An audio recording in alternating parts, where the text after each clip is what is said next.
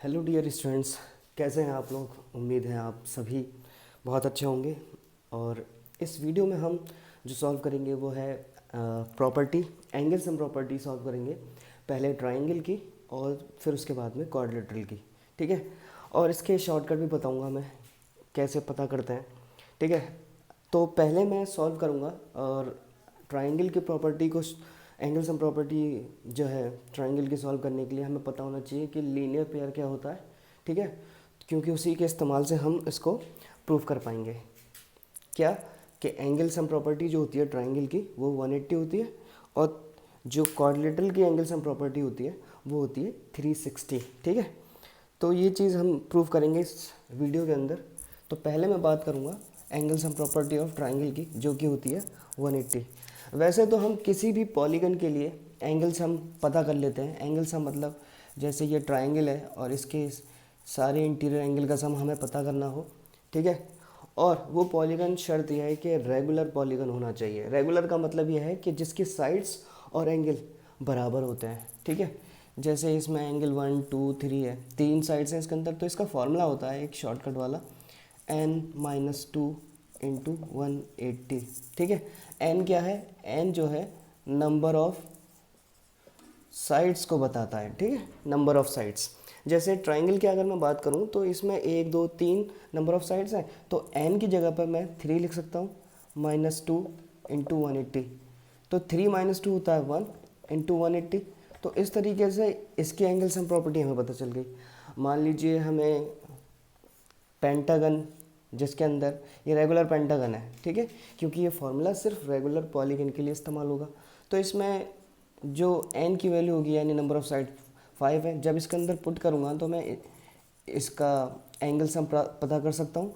तो 3 into 180 equal to 540। तो इसी तरीके से हम चाहे कितनी भी नंबर ऑफ साइड्स का पॉलीगन हो, शर्त यह है कि रेगुलर होना चाहिए। तो ये फार्मूला वहाँ पे हम पुट करके उसका बता सकते हैं। अब हमें क्या प्रूव करना है? हमें बताना है कि भाई एंगल सम प्रॉपर्टी जो होती है ट्राइंगल की वो 180 होती है। ठीक है। मान लीजिए ये है ट्राइंगल ABC। ठीक है। अब मैं क्या करता हूँ, यहाँ पे मैं एक लाइन ले लेता हूँ जो पॉइंट A को इंटरसेक्ट करता हुआ जाएगा। मान लीजिए इसका नाम दे देता हूँ मैं DE। एक लाइन ले ली मैंने। ठीक है। और ये लाइन इस तरीके से ली है मैंने कि ये लाइन BC के पैरेलल है। ठीक है। Let DE parallel to BC। तो अब यहाँ पे अगर मैं देखूँगा तो यहाँ पे 3 एंगल मुझे बनते हुए नज़र आएंगे, 1 2 3। इसके अलावा यहाँ जो बेस एंगल है उसको मान लेता हूँ मैं 4 और 5। ठीक है। अब मैं यहाँ देखूँगा कि यहाँ क्योंकि एक लाइन है, जब भी एक लाइन जाती है यानी एडजेसेंट एंगल जितने भी होंगे, अगर वो मिलकर एक स्ट्रेट लाइन बना रहे हैं तो उन सब का सम, उन सारे एंगल का सम क्या हो जाता है? लीनियर पेयर से 180 हो जाता है। तो इसलिए मैं कह सकता हूँ, यहाँ पे बता सकता हूँ as angle 1 2 and 3 are making a straight line। ठीक है। तो इसका मतलब क्या है? Angle 1 plus angle 2 plus angle 3, इनका सम हो जाएगा 180। ठीक है। इसको मैं इक्वेशन 1 सपोज कर लेता हूँ। ठीक है।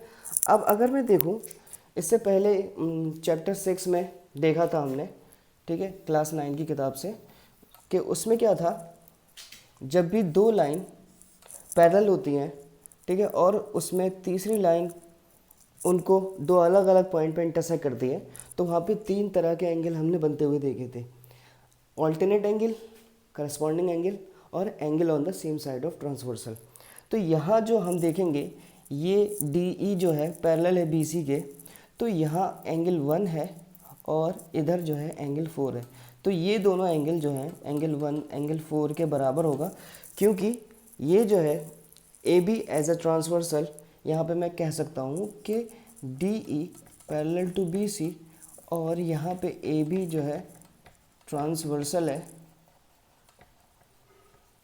ट्रांसवर्सल लाइन उसको कहते हैं जो किसी भी पैरेलल लाइन को दो अलग अलग पॉइंट पर इंटरसेक्ट करता हुआ जाता है। अब ये ट्रांसवर्सल है तो इसका मतलब यहाँ पे ऑल्टरनेट एंगल बन रहा है जो कि हो जाएगा एंगल 1 इक्वल टू एंगल 4। ठीक है, इसी तरीके से यहाँ AC जो है सिमिलरली ट्रांसवर्सल होगी क्योंकि DE BC के पैरेलल है। तो यहाँ पे मैं कह सकता हूँ कि ये जो एंगल 3 है इसके ऑल्टरनेट में एंगल 5 है, तो ये बराबर होंगे। क्यों? क्योंकि ये ऑल्टरनेट एंगल बना रहे हैं। ठीक है, अब मैं क्या करूँगा, इस इक्वेशन के अंदर जो एंगल 1 है और एंगल 3 है उसको मैं रिप्लेस कर दूंगा 4 और 5 से। ठीक है, by replacing the angles in equation 1, angle 1 plus angle 2 plus angle 3 equal to 180। तो यहाँ पे एंगल 1 देखोगे अगर वो 4 के बराबर है तो मैं 4 से रिप्लेस कर देता हूँ, और एंगल 3 यहाँ पर 5 के बराबर है। तो इस तरीके से हम देखेंगे ये तीनों ही एंगल 4, 2 और 5 ये इसके इंटीरियर एंगल है जिनका सम 180 आ रहा है। ठीक है, यही हमें जो है प्रूव करना था कि एंगल सम जो होता है ट्रायंगल का वो 180 होता है। ठीक है, अब हम इसी आइडेंटिटी का इस्तेमाल करके क्वाड्रिलेटरल का एंगल सम 360 प्रूव करेंगे। ठीक है,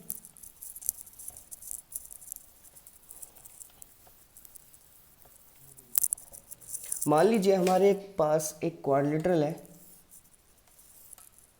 और इसको नाम दे देता हूँ मैं ABCD।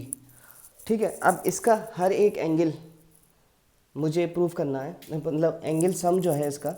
वैसे तो अगर मैं फॉर्मूले से चेक करूँ n-2 इंटू 180, ठीक है, तो यहाँ पे एंगल सम इसका 360 आ जाएगा क्योंकि यहाँ पे नंबर ऑफ साइड्स 4 है। 2 इंटू 180 इक्वल टू 360। ठीक है, तो ये तो हम किसी भी पॉलीगन के लिए पता कर सकते हैं कि उसका एंगल सम क्या होगा। और किस एंगल की बात करते हैं हम? हमेशा इंटीरियर एंगल के सम की बात करते हैं इस फार्मूले से। अब हमें प्रूव करना है कि वाकई में इसका जो एंगल होता है वो 360 होता है एंगल सम क्वाड्रिलेटरल का। तो इसके लिए मैंने एक डायगोनल ले लिया है और ये डायगोनल इस क्वाड्रिलेटरल को दो ट्राइंगल में कट करता है। तो मैं यहाँ पे ले लेता हूँ कि इसके अंदर जो एंगल बन रहा है वो कुछ इस तरीके से है, एंगल 1 2 3 4 5 6, ये मैंने एंगल ले लिया है। ठीक है, अब जैसा कि मैंने इससे पहले देखा था कि ट्राइंगल का जो एंगल सम निकल के आया था वो 180 होता है। तो मैं ट्राइंगल की बात करता हूँ ABC। In triangle ABC by angle sum property. ठीक है, क्या कहती है एंगल सम प्रॉपर्टी? कि तीनों एंगल का जो सम होता है वो 180 होता है। ठीक है, इसको इक्वेशन 1 सपोज कर लेता हूँ। इसी तरीके से दूसरे ट्राइंगल की बात करता हूँ ACD। तो इसमें अगर मैं देखूँ angle 4 plus angle 6 plus angle 5, इनका जो एंगल सम है वो 180 है। ठीक है, एंगल सम प्रॉपर्टी से ये वाली बात आएगी।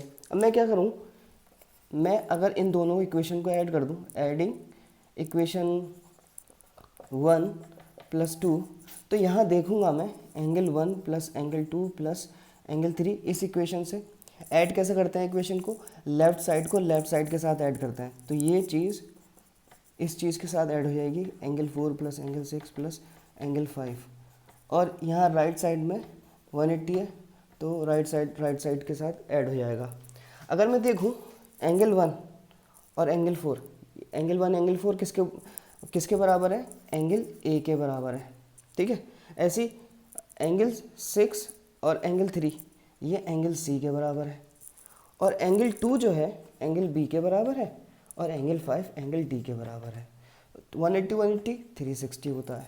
तो यहाँ से फाइनली हमें पता चल गया कि इनके क्वाड्रिलेटरल में सारे एंगल का सम कितना आ रहा है? 360 आ रहा है। तो इस तरीके से हम क्वाड्रिलेटरल के एंगल सम को हमने 360 प्रूफ करा और ट्राइंगल के एंगल सम को 180 प्रूफ करा। So this was all about the angle sum property.